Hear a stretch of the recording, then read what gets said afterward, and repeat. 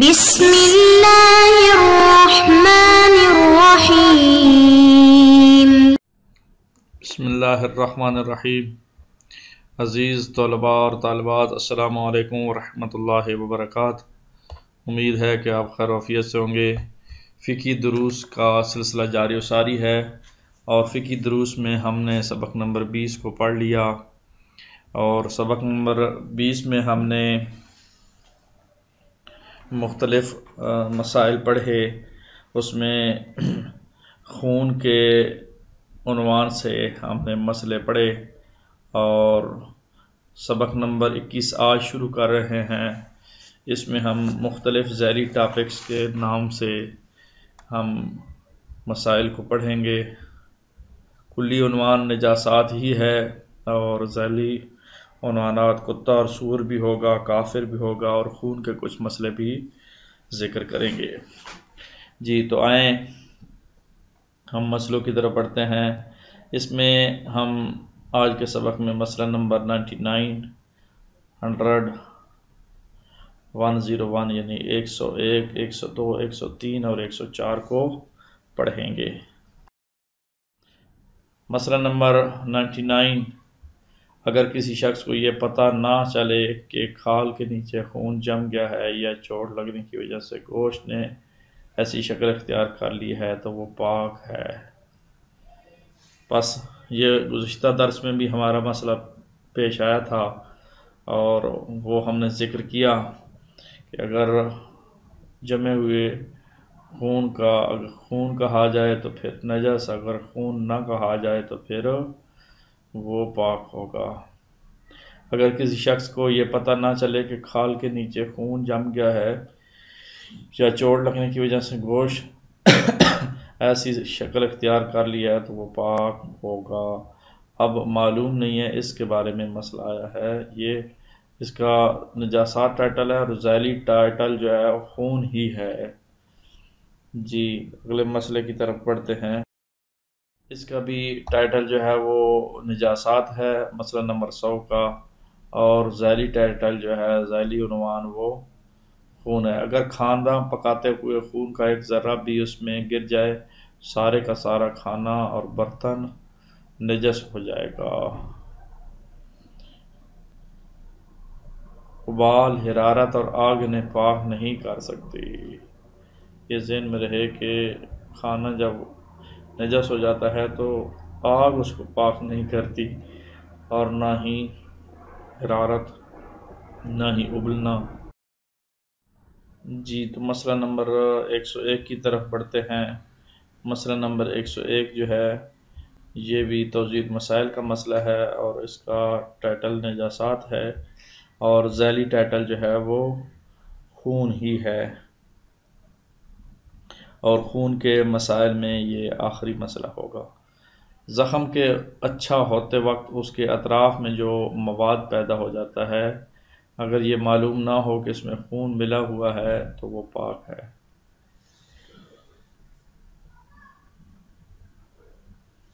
زخم ٹھیک ہوتا جا رہا ہے، اور اس زخم کے آس پاس جو ہے وہ چھوٹا سا دائرہ بن جاتا ہے، یا وہ چھپیٹیاں ہم کہتے ہیں، یا جو اوپر سے جو وہ جمع ہوا مواد ہوتا ہے وہ جب جم جاتا ہے، تو اگر یہ معلوم نہ ہو کہ اس میں خون ملا ہوا ہے تو وہ پاک ہے، اگر معلوم ہو کہ خون ہے پھر تو وہ نجس ہے۔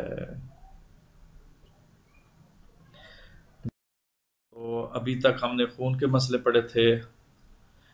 اب جو ہے مسئلہ نمبر 102، یہ نجاست ٹائٹل ہے، لیکن ذیلی ٹائٹل جو ہے وہ کتا اور سور ہے۔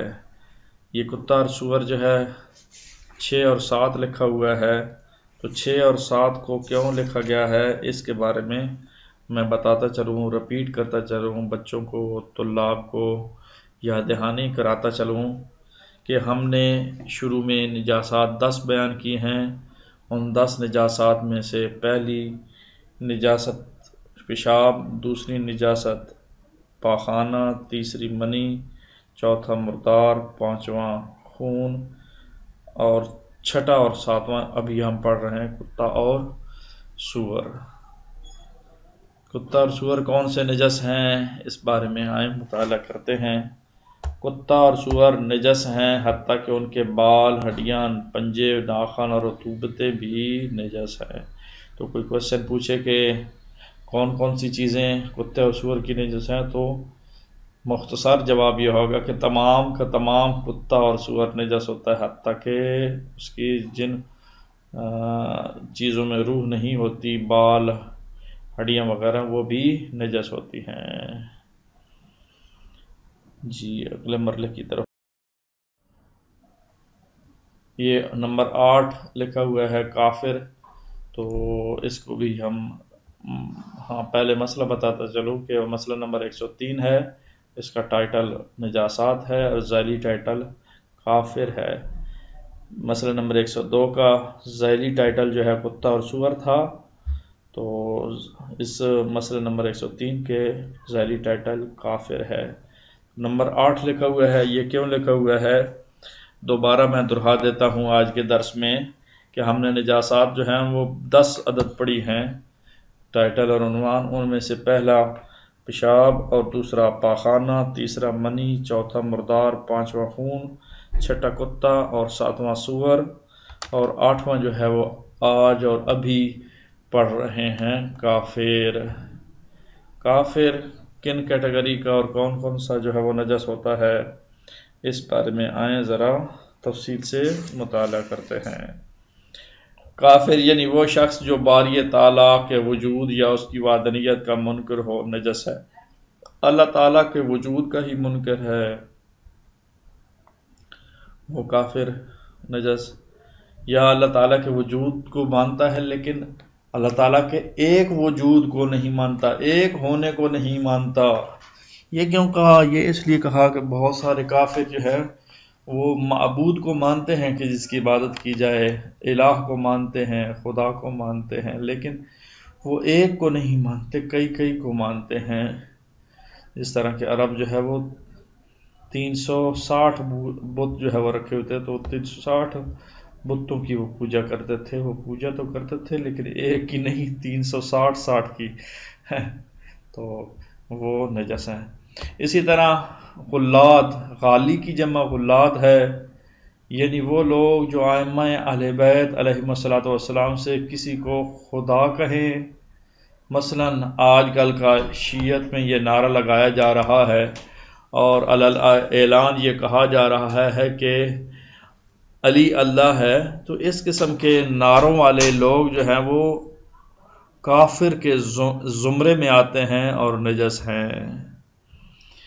حضرت علی علیہ السلام کو کنفرم اللہ کہتے ہیں، وہ نجس ہیں، یا کسی اور شخص کو کہیں۔ اسی طرح بہت سے لوگ دربار کے جو متولی ہوتے ہیں، وہ کئی لوگ اس ولیوں کو اللہ کہتے ہیں، اگر ولی کو بھی اللہ کہا جائے تو بھی وہ نجس ہوتے ہیں۔ یا یہ کہیں کہ خدا یا امام، خدا امام میں سما گیا، خدا یا نہیں، یا یہ کہیں کہ خدا امام میں سما گیا ہے یعنی حلول کر گیا ہے، تو یہ بھی نجس ہیں، کافر کے زمرے میں آتے ہیں۔ خارجی، ناسبی، یہ بھی نجس ہیں۔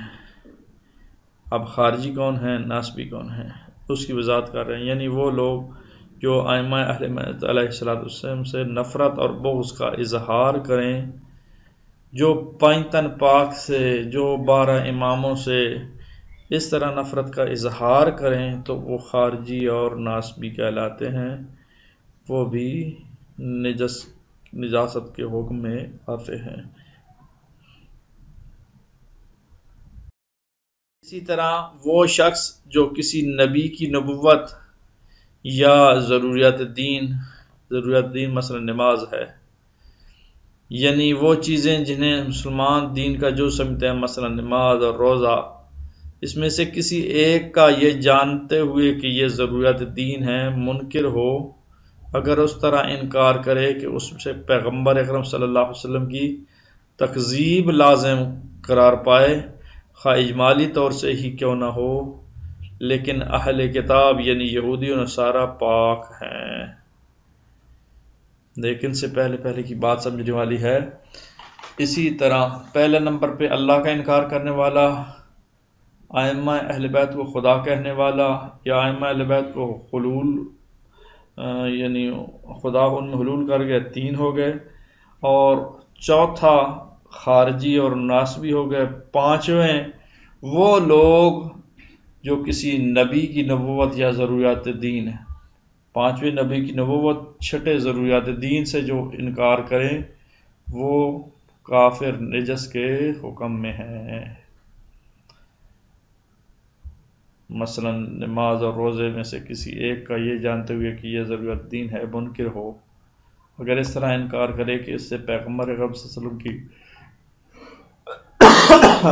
تکذیب لازم نعوذ باللہ من ذالک خواہ اجمالی طور سے ہی کیوں نہ ہو تو وہ نجس ہیں۔ لیکن اہل کتاب یعنی یہودی نصارہ اور مجوسی یعنی عیسائی جو ہیں یہ پاک ہیں۔ یہ فتویٰ جو ہے وہ جدید میں موجود۔ اگلے مسئلے میں 104 میں مختصر مسئلہ یہ ہے کہ کافر کا تمام بدن حتیٰ کہ اس کے بال، ناخن اور رطوبتیں بھی نجس ہیں۔ کافر نجس ہوتا ہے، اس کا سارا بدن بھی نجس ہے۔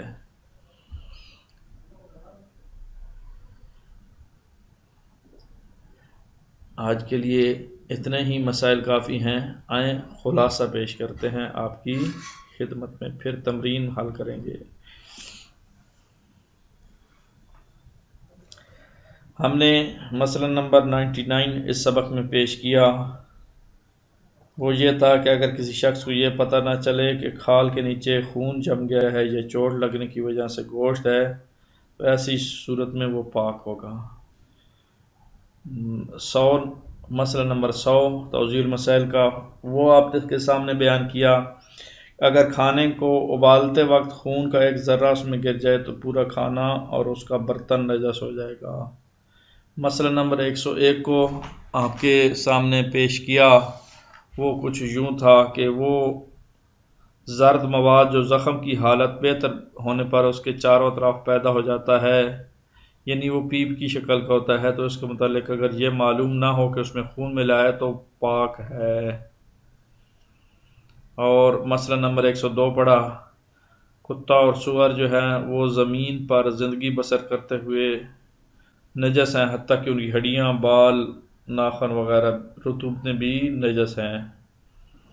اور آخر میں ہم نے کافر کے ٹائٹل کو پڑھا، اور کافر کے ٹائٹل میں ہم نے 2 مسئلے پڑھے، 103 مسئلہ نمبر اور 104۔ 103 میں کہا کہ جو اللہ کو نہیں مانتا وہ کافر، جو اللہ کی وحدانیت کو نہیں مانتا وہ کافر 2، نمبر 3 غالب کافر، نمبر 4 خارجی کافر، نمبر 5 ناسبی کافر، نمبر 6 جو ہے وہ